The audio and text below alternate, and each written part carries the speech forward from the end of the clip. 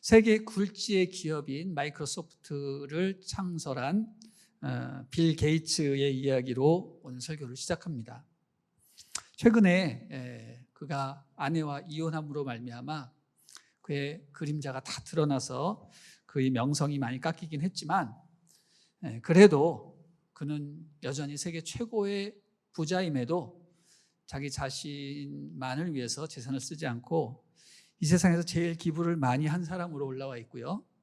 또 여러 방면에서 여전히 선한 영향력을 끼치고 있기 때문에 그는 아직도 위대한 인물의 반열에 있는 것은 확실합니다. 저는 다른 것이 아닌 그가 꾸는 꿈에 대해서 여러분과 좀 몇 가지 말씀을 나누고자 합니다. 그는 자기가 꿈꾸던 일을 실행하기 위해서 다니던 하버드 대학을 중퇴하고 경험도 없는 일선으로 나가서 오늘날 전 세계가 사용하는 컴퓨터 운영체계 MS-DOS를 만드는 일을 시작했습니다.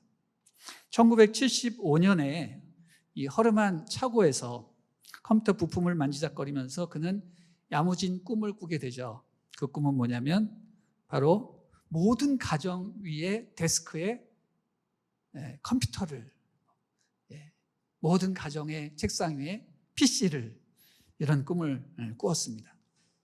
당시 컴퓨터는요, 너무 크고 무지막지하게 비싸서 대기업의 전산실에만 존재하던 거였는데,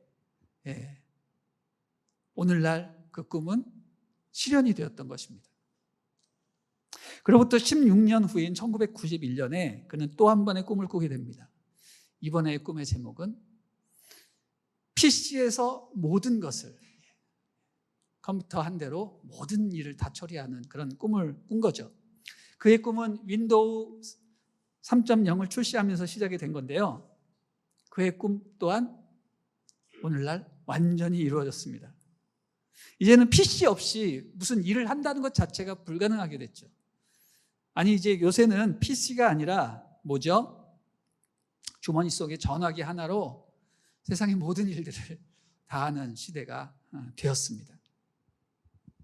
자, 그는 여기서 꿈을 멈추지 않습니다. 이제 IT 업계를 넘어서 전 인류를 향한 꿈을 꾸게 되는 거죠. 그 꿈은 뭐냐면 바로 지구온난화 방지 프로젝트입니다. 지구온난화 방지 프로젝트. 여러분 다 아시겠지만 이 세상에 이산화탄소가 너무 많아서 지구가 뜨거워지고 그로 인해서 여러 가지 환경 재앙과 코로나 팬데믹도 사실 거기서 비롯되었다라고들 말을 하죠. 그런 대재앙이 시작이 되는 겁니다. 지구온난화를 막기 위해서 2050년도까지 탄소 배출량을 제로로 만들어야 되는데요. 이건 거의 불가능한 일입니다. 탄소를 하나도 배출하지 않고 에너지를 사용하겠다. 거의 불가능한 일입니다. 그런데 이 빌 게이츠는 이것을 꿈을 성취하기 위해서 어떻게 하느냐? 세계 최대의 투자자인 워렌 버핏하고 손을 잡고 소형 원자로를 개발해서 청정 에너지를 이루겠다. 이런 꿈을 꾸고 있으니 그의 꿈은 또 이루어질 것 같다라는 그런 생각이 듭니다. 할렐루야. 아멘. 성경 인물은 아니지만 굉장히 우리가 본받을 만한 꿈을 꾸는 사람입니다. 꿈, 여러분, 이것은요 인간만이 꿀 수 있는 것입니다. 하나님께서 인간을 창조하실 때 독수리의 날개나 사자의 강력한 이빨이나 곰의 강력한 힘이나 치타의 빠른 발을 주시지 않았습니다. 그러나 인간에게는 만물의 영장이 되어서 세상을 다스리고 정복할 수 있게 하셨습니다. 동물들에 비해서 아무 외형적인 탁월함이 없음에도 불구하고 하나님이 주신 사명을 잘 감당할 수 있는 이유는 무엇인가? 저는 그 이유를 바로 인간은 꿈꾸는 존재이기 때문이다 라고 생각을 합니다. 여러분, 인간이 꿈을 꾼다라는 것은요, 다시 말해서 미래를 생각한다는 것이고 그것을 향해 앞으로 나아갈 수 있는 능력을 말하는 겁니다. 오직 인간만이 현재의 상황에 안주하지 않고 희망을 생각하며 고통과 역경을 극복하고 꿈을 이루어 나가는 것입니다. 저는 꿈이란 반드시 희망과 같이 가야 된다고 생각하는데요. 꿈이 있는 곳에 희망이 있고 희망만이 현재를 이겨낼 수 있는 힘과 능력을 주기 때문입니다. 저는 우리 다윗 공동체가 딴 거 다 없어도 좋아요. 그러나 꿈과 희망만은 꼭 붙들고 나아가기를 소망합니다. 믿음을 가지고 꿈과 희망으로 세상을 살아가는 여러분이 되기를 주님의 이름으로 축복합니다. 여러분, 꿈과 희망하면 누가 떠오르죠? 네, 꿈의 사람 요셉을 떠올리게 됩니다. 여러분, 요셉은요 진짜 꿈과 희망의 사람이었어요. 그래서 저는 요셉을 특별히 좋아하는데 그의 삶은 여러분 아시다시피 절망의 연속이었죠. 어려서 이복 형제들의 그 배신을 당해서 이집트로 노예로 끌려갔는데 생각해 보세요. 부유한 가정의 아들로 태어나서 고생 한 번 안 한 정말 채색 옷을 입고 있는 그 아이가 어느 날 갑자기 노예로 팔려갔습니다. 그러니 얼마나 힘들겠습니까? 게다가 자기가 처한 그 곳은 말도 안 통하고 문화도 다른 이집트였다라는 거죠. 그가 이집트에서 또 다른 배신을 한번 당하죠. 믿었던 자기 주인 보디발로부터 배신을 당한 겁니다. 보디발의 아내가 요셉을 불러놓고서 유혹을 했지만 요셉이 그것을 뿌리치자 그 아내가 소리를 지르면서 저 인간이 나를 겁탈하려고 했다라고 했을 때 보디발은 알았을 것입니다. 요셉이 한 짓이 아니라 나의 요염하고 사치스러운 부인이 일을 저질렀을 것이다. 이게 다 알았을 거예요. 그러나 그런 상황 가운데서 어떻게 보디발이 요셉의 편을 들어줄 수 있겠습니까? 그래서 그는 요셉의 목숨을 보호하면서 감옥으로 보냈다라고 저는 생각을 합니다. 그는 감옥으로 보내져서 엄청난 고생을 합니다. 그 당시 감옥은요 우리가 상상할 수 없는 정말 처절하고 죽음이 있는 곳이었습니다. 빛이 하나도 들어오지 않아요. 그리고 거기에서는 항상 음습한 습지에서 각종 질병과 배고픔을 이겨내야 하는 그런 곳이었죠. 그런데요 놀랍게도 요셉은 거기서도 또 배신을 당해요. 꿈 해몽을 줘서 감옥을 나간 술관원 맡은 바로의 술관원 술 맡은 관원장이 요셉을 잊어버린 거예요. 분명 요셉은 그 술 맡은 관원의 꿈을 해몽해 주면서 당신이 복직이 되면 꼭 나를 기억해 달라고 했는데 이 사람은 복직이 되고 나니까 그 이전의 은혜를 완전히 다 잊어버렸어요. 여러분 얼마나 좌절됩니까?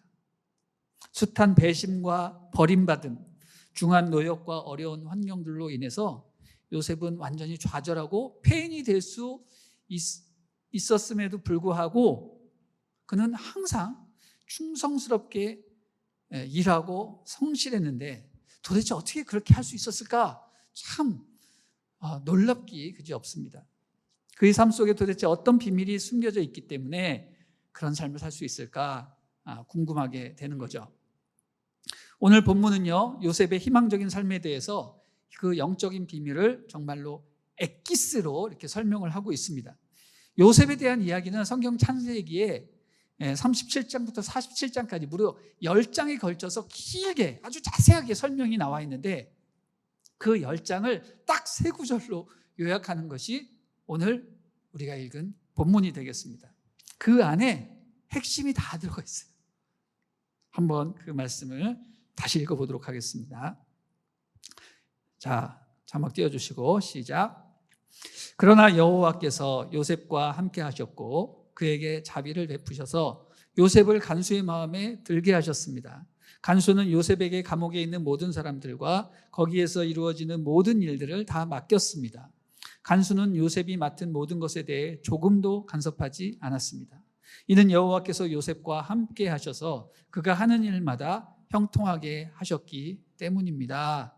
아멘. 여러분 그렇습니다.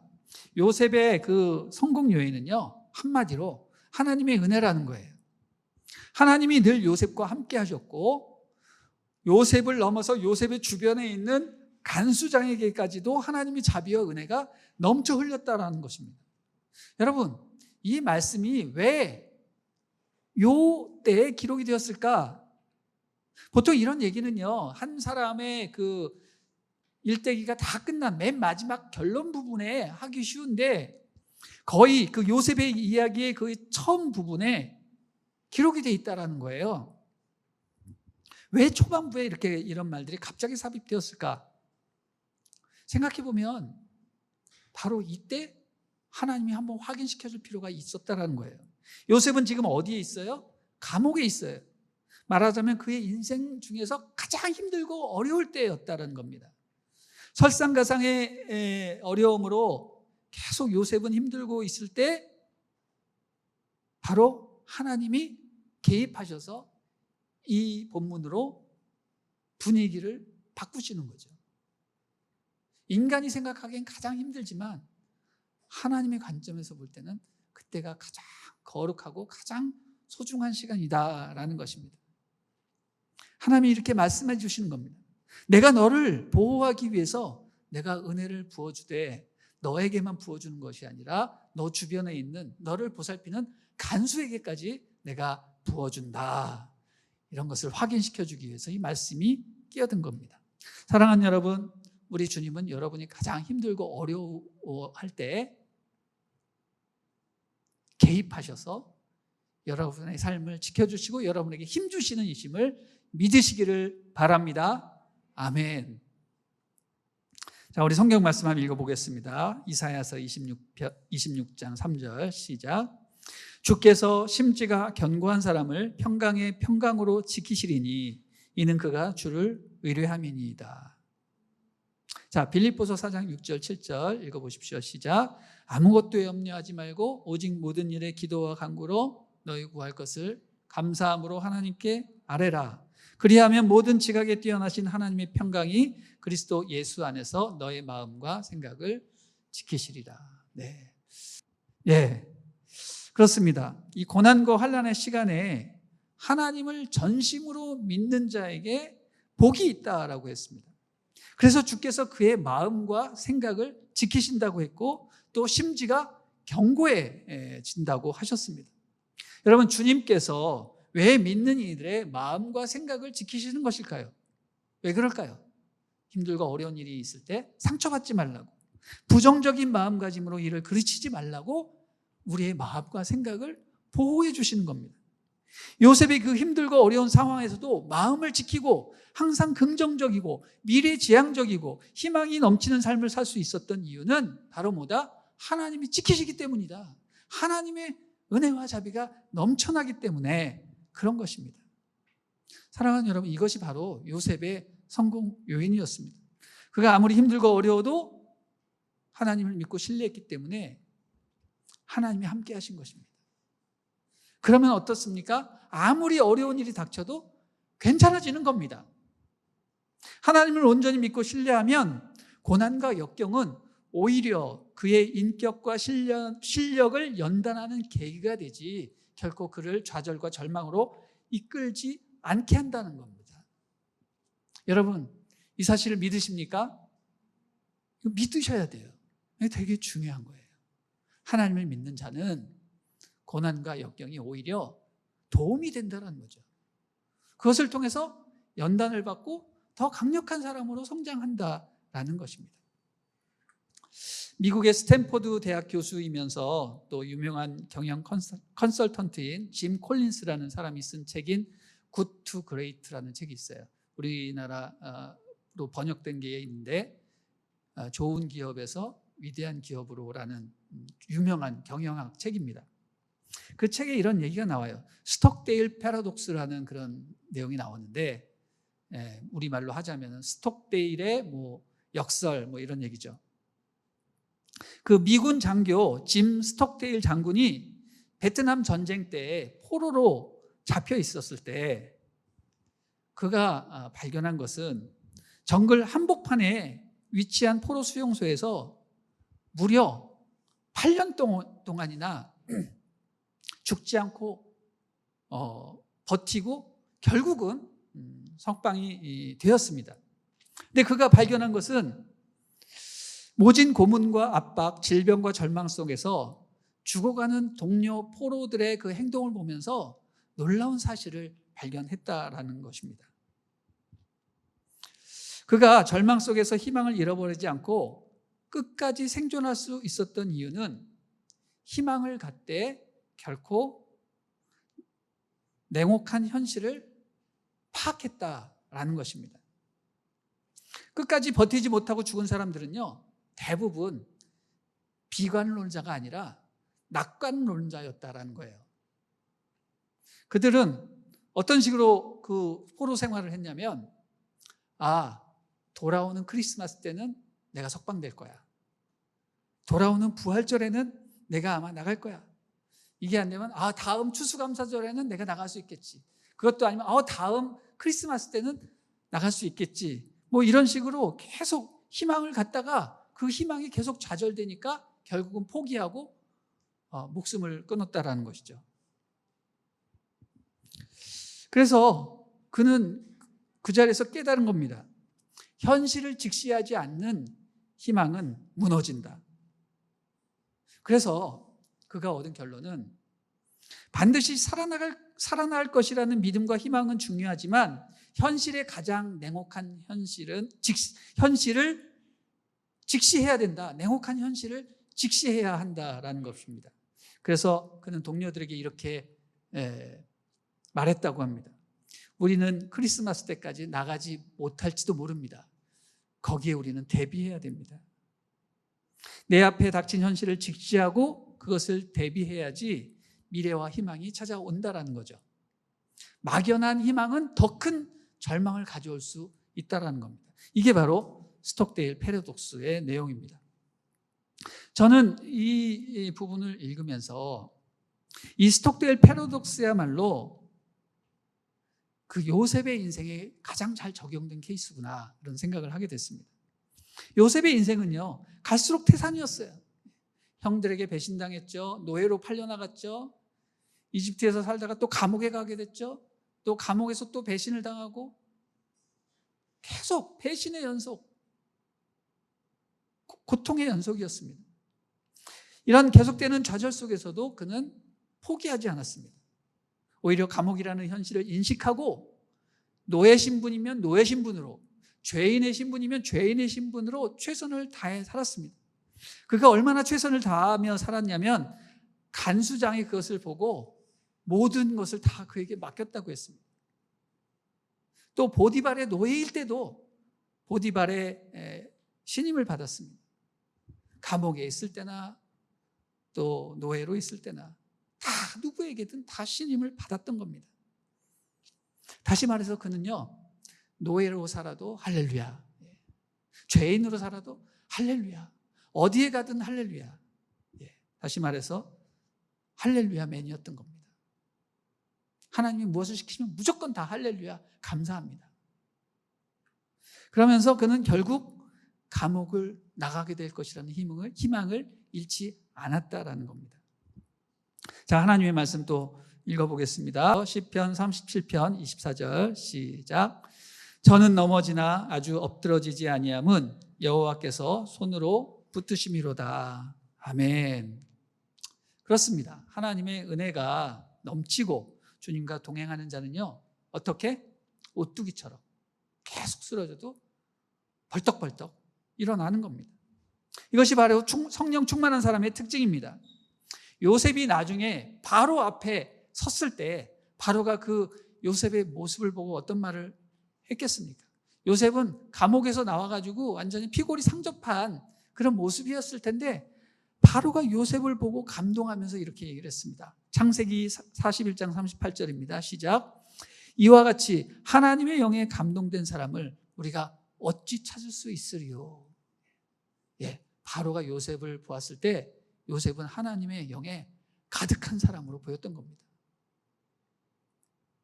여러분, 그의 그 희망의 원동력, 그 형통의 비결은 무엇이었습니까? 하나님의 영이 가득했다라는 겁니다. 성령을 충만하게 받은 것입니다.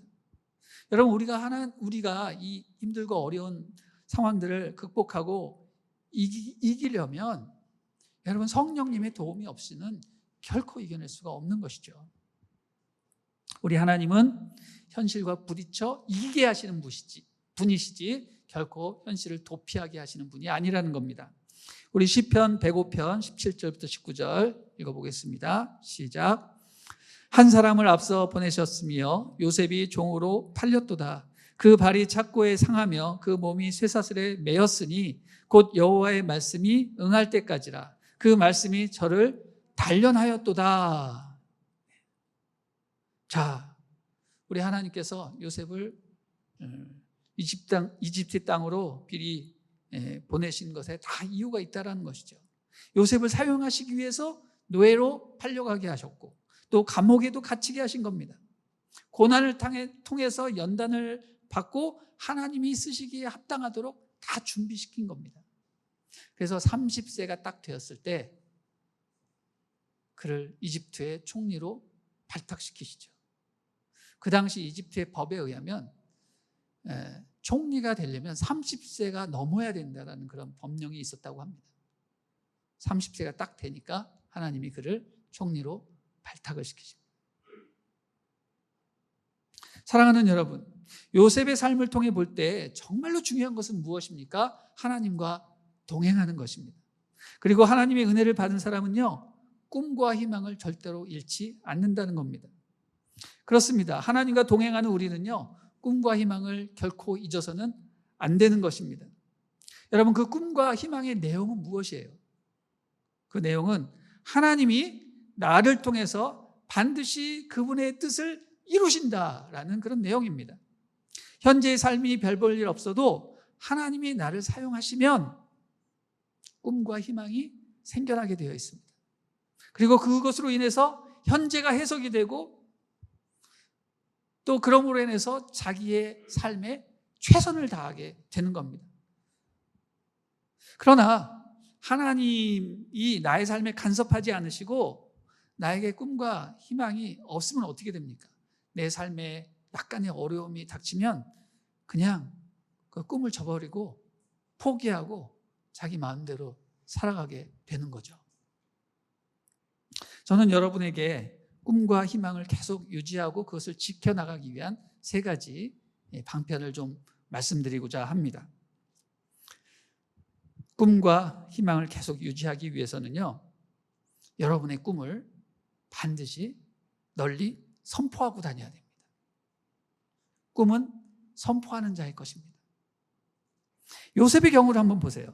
그는 너무나 자주 자기의 꿈을 형제들에게 얘기를 해서 형제들로부터 시기를 샀습니다. 그의 어려서의 별명은 뭐였냐면 꿈꾸는 자, 다시 말해 꿈쟁이였습니다. 꿈쟁이. 야, 저기 꿈쟁이 온다. 맨날 꿈만 얘기하네. 그게 그의 별명이었어요.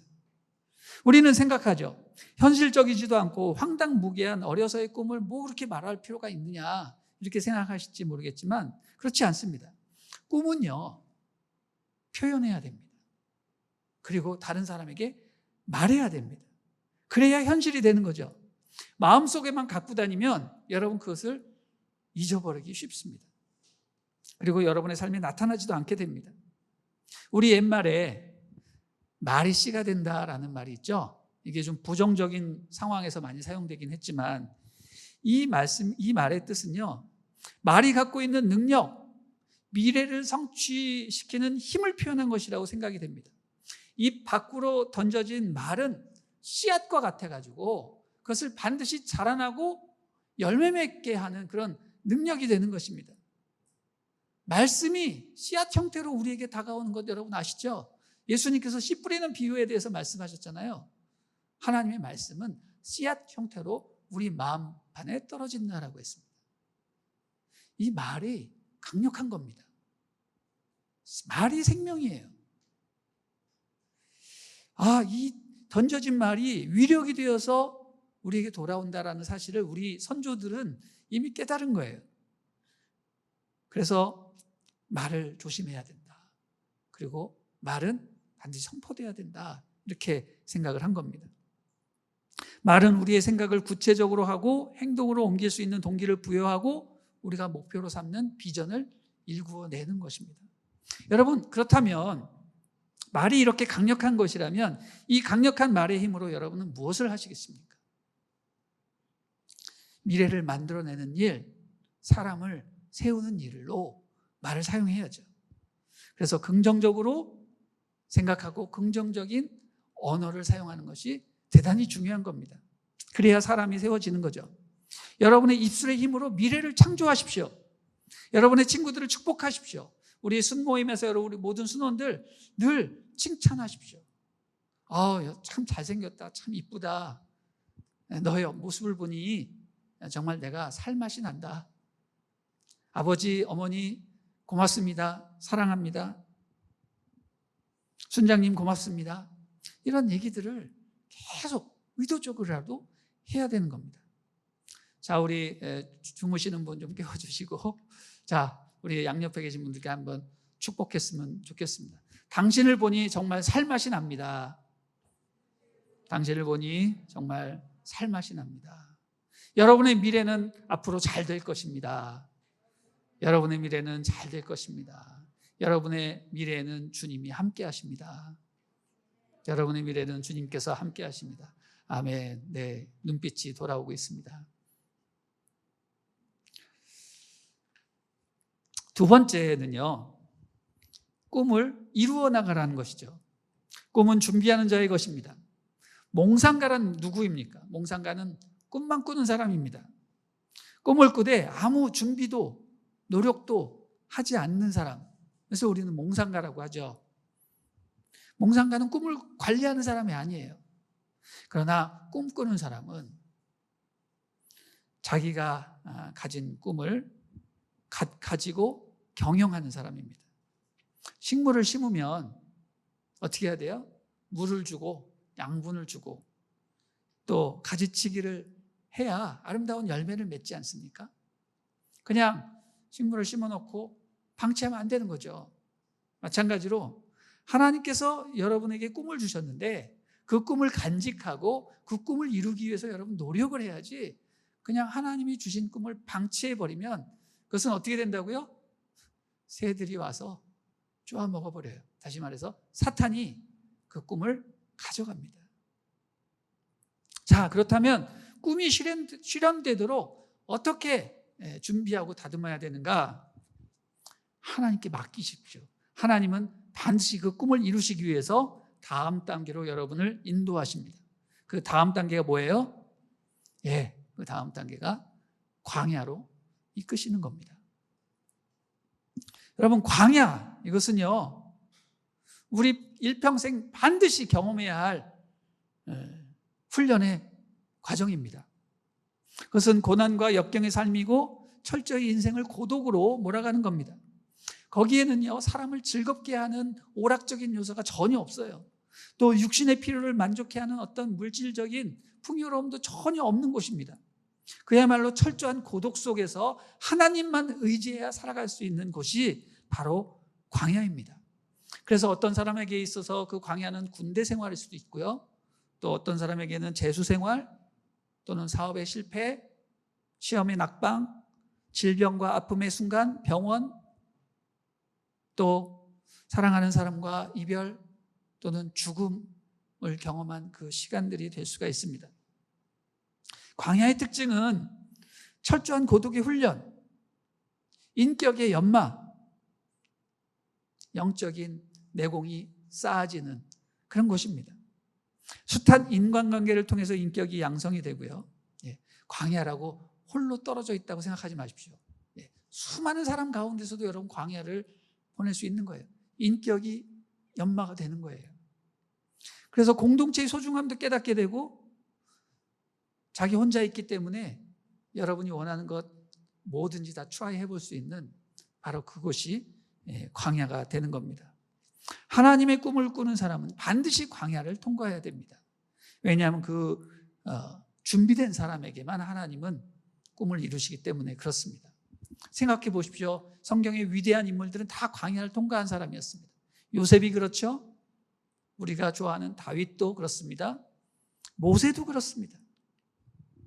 예수님도 광야에서 시험을 받으시고 공생의 사역을 시작을 하셨습니다. 그러니 여러분, 광야를 두려워하지 마시고 용기 있게 하나님이 광야로 이끄실 때 주님과 손잡고 그곳으로 들어가십시오. 그럼 여러분 완전히 변화돼서 그것을 졸업하게 될 것입니다. 마지막으로 제일 중요한 건데요, 꿈을 현실로 이루려면 무엇을 해야 되느냐? 예수님을 만나야 되는 겁니다. 예수님을 만나야 돼요. 광야의 축복은 무엇보다도 예수님을 만나는 겁니다. 이스라엘 민족은요, 광야를 40년 동안 두루 다니면서 반석 대신, 그리고 샘물 대신 예수님을 만났지만 그들은 예수님을 만난 적이 없다라고 말을 했습니다. 그들은 고된 삶의 여정 때문에 그랬는지 그들이 마신 물, 그리고 그들이 밟고 서 있는 그 반석이 예수 그리스도라는 사실을 전혀 깨닫지 못했어요. 그런데 사도 바울이 그 영적인 비밀을 알려주죠. 너희가 40년 광야 생활하면서 먹은 물과 그 섰던 반석이 예수 그리스도였다라는 것을 알려주고 있습니다. 다시 말해서 그들은요, 자기가 매일 마시는 이런 물, 그리고 자기가 늘 다니던 직장, 일터, 자기가 밟고 서 있는 그 현장에 예수 그리스도께서 계셨다라는 사실을 전혀 알지 못했다라는 겁니다. 그러나 그들이 알아보지 못했다 하더라도 예수님은 거기 계셨다는 거예요. 우리의 삶의 현장 가운데 예수님은 늘 동행하셨다라는 사실입니다. 여러분, 여러분의 광야 생활이 축복인 이유는 딴 게 아니에요. 그 광야에 예수님이 계시기 때문에 여러분은 축복을 받는 것입니다. 사랑하는 여러분, 예수님은요, 광야로 들어온 여러분을 직접적으로 만나기를 원하십니다. 또 광야에 들어와서 훈련받기를 원하십니다. 그래서 여러분을 초대하고 계시는 거죠. 근데 여러분, 아직도 인생 광야로 들어가기를 거부하시는 분이 계시다면 여러분 마음을 바꾸십시오. 여러분 하루라도 빨리 광야에 들어가서 예수님을 만나서 변화된 삶을 살아야지 여러분이 하나님으로부터 쓰임을 받을 수 있게 되는 것입니다. 고난이 축복입니다. 광야에 계신 예수님을 만나야 여러분의 삶이 변화가 되는 것입니다. 말씀을 마치고자 합니다. 희망은 누구의 것인가? 선택하는 자의 것이다 라는 겁니다. 꿈은 꿈꾸는 자의 것이다. 하나님이 여러분에게 꿈과 희망을 주셨다면 여러분은 그것을 받아들이고 그것을 성취하도록 노력해야 되는 겁니다.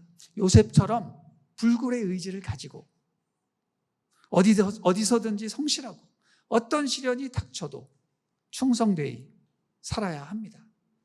그래서 우리에게 꿈과 희망을 주시는 예수님과 동행해야 되는 겁니다. 여러분, 우리에게 꿈과 희망이 무엇이라고 생각하십니까? 그것은 어떤 지위나 포지션, 어떤 환경이나 상태가 아닙니다. 내가 돈을 많이 벌고 높은 위치에 서서 사는 것이 꿈을 이루었다라고 여러분 착각하지 마십시오. 그것은 꿈이 아닙니다. 어떻게 욕심일 수 있죠. 진정한 꿈은 뭐다? 바로 예수 그리스도입니다. 어떤 위치나 물질 이런 것이 아니라 우리의 꿈과 희망은 한 인격이어야 됩니다. 예수 그리스도를 닮아가는 것, 내지 예수 그리스도에게 도달하는 것. 이게 진정한 꿈과 희망의 내용이어야 됩니다. 예수님 안에 모든 희망과 축복이 다 녹아있기 때문에 그렇습니다. 그러므로 우리는 결단해야 됩니다. 어떤 상황에서도 내가 예수 그리스도를 선택하겠다. 이 결단이 제일 중요한 겁니다. 여러분, 청년기에 많은 거 배우고 많은 경험하는 거 중요하지만 제일 중요한 건 청년의 때에 내가 예수 그리스도를 선택하겠다. 이게 제일 중요한 거예요. 이거를 여러분 결단하면 여러분 인생은 그때부터 풀리기 시작하고 축복이 시작이 되는 거예요. 우리의 미래가 아무리 어둡고 거칠지라도 하나님이 원하시는 예수 그리스도 닮아가는 사람이 되겠다.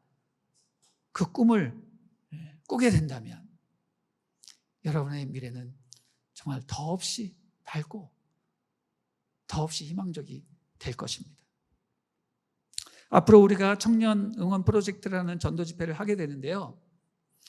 청년을 응원하는 유일한 길은 무엇입니까? 나는 너희 편이야, 뭐 이런 여러 가지 얘기 좋죠. 그러나 그 효과는 잠깐일 것입니다. 최고의 응원은 무엇입니까? 예수 그리스도를 알게 하는 것이죠.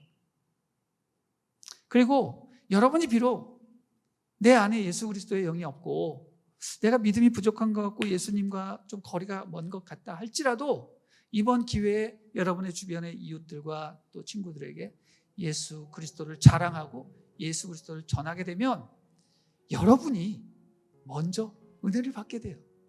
하나님의 영이, 성령이 여러분 안에 거하셔서 여러분이 자랑하는 예수 그리스도가 여러분 안에 있다라는 사실을 깨닫게 되는 겁니다.